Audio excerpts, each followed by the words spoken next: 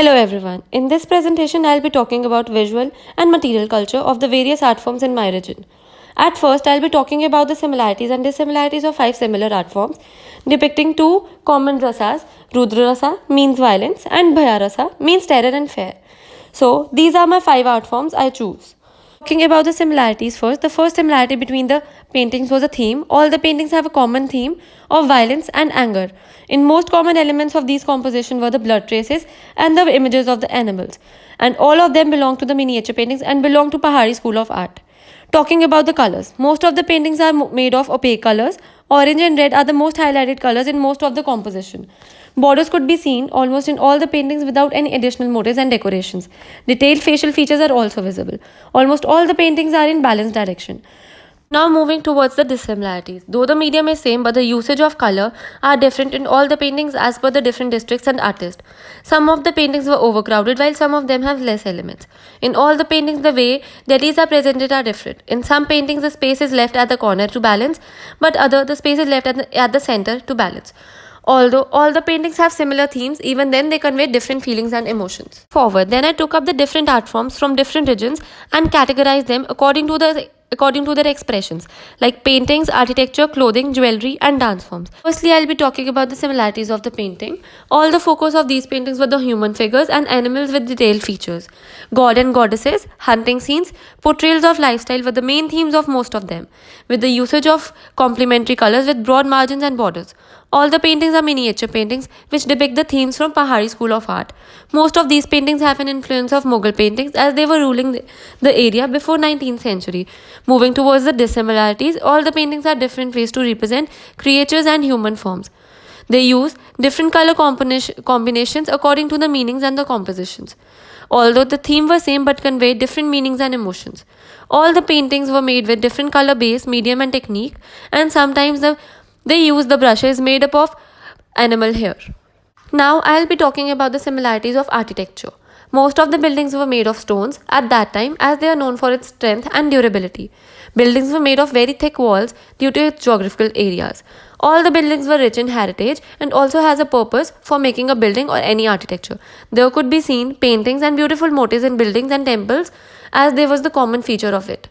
Talking about the dissimilarities, style of creating a technique used for any building is different depending upon the needs of the artist. The roof areas of all the buildings are completely different, though there was a purpose, but all the purpose behind any creation is different depending upon social, cultural, economical, political aspects.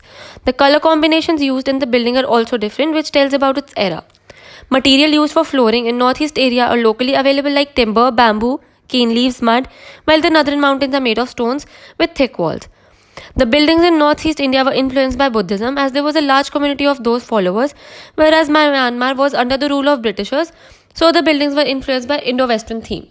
Now, I'll be going to talk about the similarities of clothing. Clothes during 19th century were made thick and warm with the animal skin of fur due to the geographical areas of hilly regions.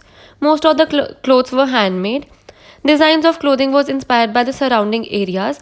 During 19th century, most of the clothes were worn as a wrapper on the body rather than proper fitted clothes. Talking about the dissimilarities, each group has its own design and color combinations according to their areas. Clothes have different motifs and designs on them reflecting their geographical areas. Although the wool was common of all, but there were other materials also like cotton, animal hair, muga silk, etc. Depending on the regions and the culture, the way of weaving clothes were also different. During 19th century, kings used to wear footwears according to their clothes, whereas local people wear one kind of footwears or most of them were barefoot.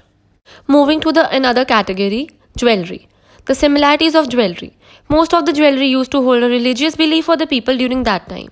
Tribal people live in the hilly area, so most of the jewelry at that time was made of precious metals and stones and beads.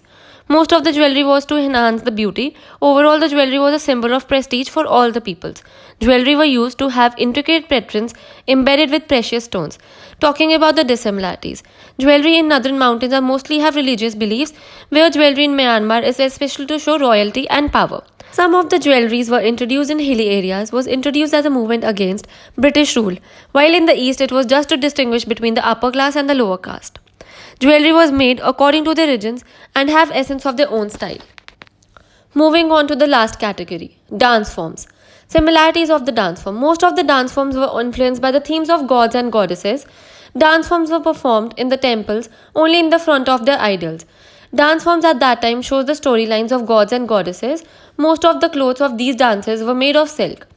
These all were about the beats and the talas with the proper foot beats with the beautiful and the hand movements. Similarities of these art forms. The technique of performing dance were different based on the religion and place. The costumes of all dance forms were different according to the dances. The way of wearing the costume was also different along with the different color combinations. I found out and gathered some common similarities and dissimilarities between all the expressions of my region. After doing this, I tried to write down some of the key phrases or key words of some of the expressions belong to my region. So here I end my presentation on visual and material culture. Thank you.